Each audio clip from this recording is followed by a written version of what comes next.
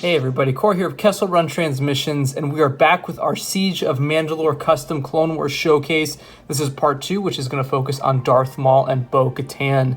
Now these figures are, I commissioned Chad, Peak Obi-Wan, who's been on the Clone Wars Roundtables the last couple of weeks to make. If you guys remember, a couple of weeks back, he also made the Ahsoka Walkabout version, which is a fantastic figure, and this time he made Darth Maul in his Siege of Mandalore look, as well as the Ahsoka Walkabout version of Maul, and he also made the updated look of Bo-Katan, and he did a phenomenal job on these three figures. Last week we showcased Elias's Ahsoka Tano and Ross's 332nd Clone Troopers, so today we've got some dark side characters. Now obviously Bo-Katan isn't, well, Bo-Katan is good for now. In Siege of Mandalore, she was not always the nicest character, but so I kind of felt she deserved to be showcased with Maul. So we're going to take a look at the Siege of Mandalore Maul first, and yeah, let's get into these figures, guys. Alrighty, so here is Maul based on his look from the Ahsoka Walkabout arc. He appeared in the last episode of that arc, only in hologram form, but he was donning the Crimson Dawn outfit that we see in Solo.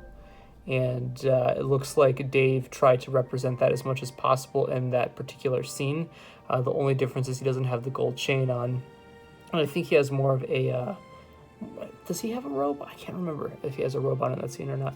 But I believe he does. Yeah, of course he does, because he's got the hood on. Yeah, Dave showed some concept art of Maul in this look, and I'm glad that they utilized that model for at least the Ahsoka Walkabout arc, since he's not going to wear this in Siege of Mandalore. But let's take a look at this figure that Chad has made. So it's utilizing the Clone Wars Maul head that we've seen from the previous Hasbro releases of the Cyborg Maul.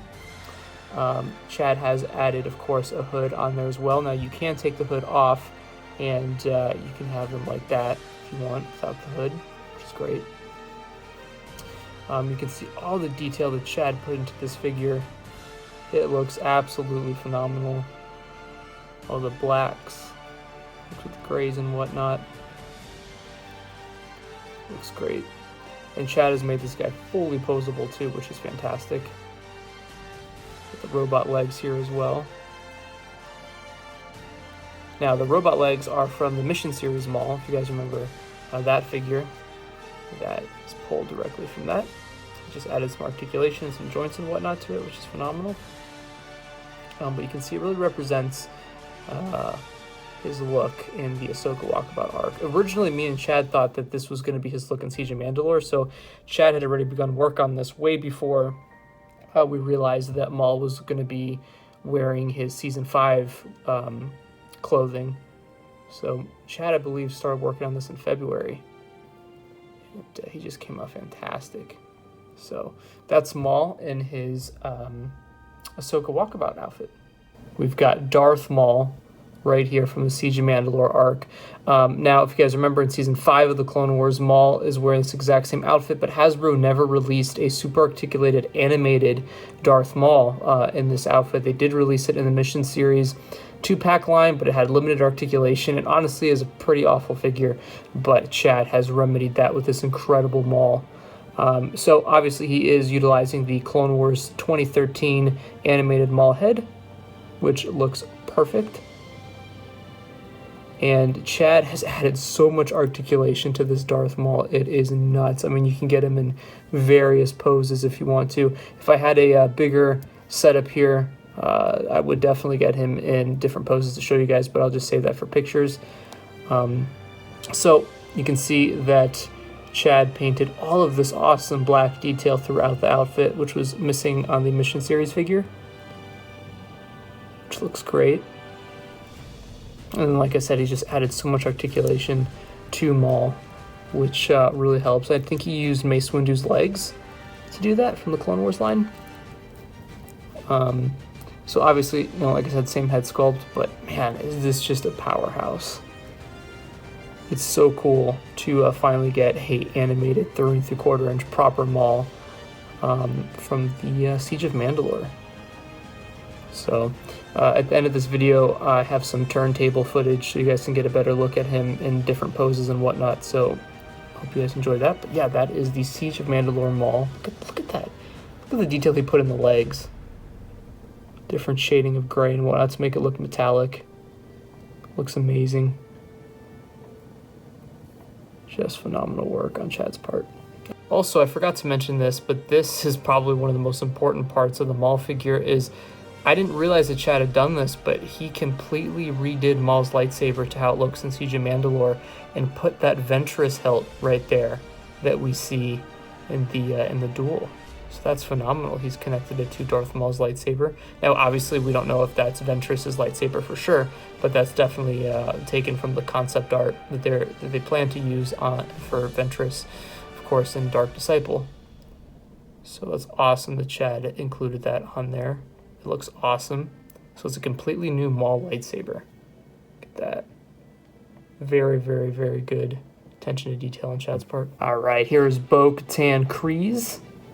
Looking awesome. So first and foremost, let's look at that head sculpt. I am not sure exactly what head Chad used for this, or if he sculpted it completely. It kind of looks like the Aurra Sing head, but I could be wrong.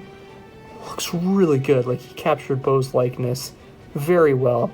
You can see, like, Ahsoka, she does have the headband, the Mandalorian headband right there.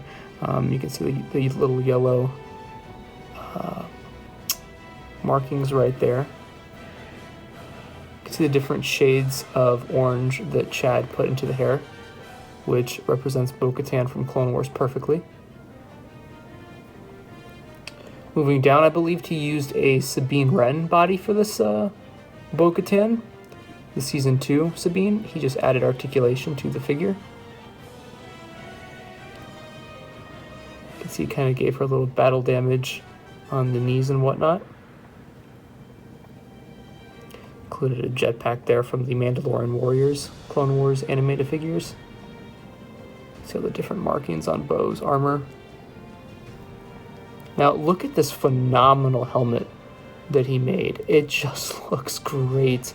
Of course, this is the updated look for Bo-Katan and not reflecting on the Season 4 and Season 5 one. This is purely Siege of Mandalore Bo-Katan. And what's cool is Chad even made this a removable helmet so you can put it on her head like so. Check that out. That looks so cool. Of course, she comes with 2 blasters. And yeah, this is another really great super articulated figure. So Chad, this is just phenomenal work, buddy. Look at that. Even the arm gauntlet details there. This looks great. Chad busted these out really fast too. Like, I think he started work on Bo-Katan like a week ago, and he did all of this in just 1 week. Alrighty guys, so here are the 3 custom figures Chad made. Just phenomenal work. I cannot wait to show you guys what our final showcase is going to look like. We've got about 30 figures total to show off, which of course these will be a part of it as well. This is only part 2 of all 3 Siege of Mandalore showcases. The next showcase will be available to watch on May the 4th alongside with the Clone Wars series finale. We have got so many cool figures in that showcase. A lot of characters from Season 7 and whatnot, so stay tuned for that. I hope you guys enjoy checking out these figures of Bo-Katan and the 2 different Mauls that Chad has done. Go check him out on Facebook at Peak Obi-Wan, where you can see the rest of his work. He has made some phenomenal Clone Wars customs, and you guys have to check it out if you're a Clone Wars fan. You will love his work. He's also on the Clone Wars Roundtables with us every Friday night until the Clone Wars wraps up, which is going to be next week, which is insane. So hope you guys enjoyed The Phantom Apprentice, which by the time this comes out should have aired already. I cannot wait to see the duel between Maul and Ahsoka and just what happens in this awesome arc. It has been phenomenal so far. Some of the best the Clone Wars has to offer. So yeah, hope you guys enjoyed this video, and if Hasbro's watching, you guys should really make figures like this. Fans are demanding it, and you can definitely see it in the comments over the last couple of showcases. So thank you guys for watching, and as always, may the Force be with you.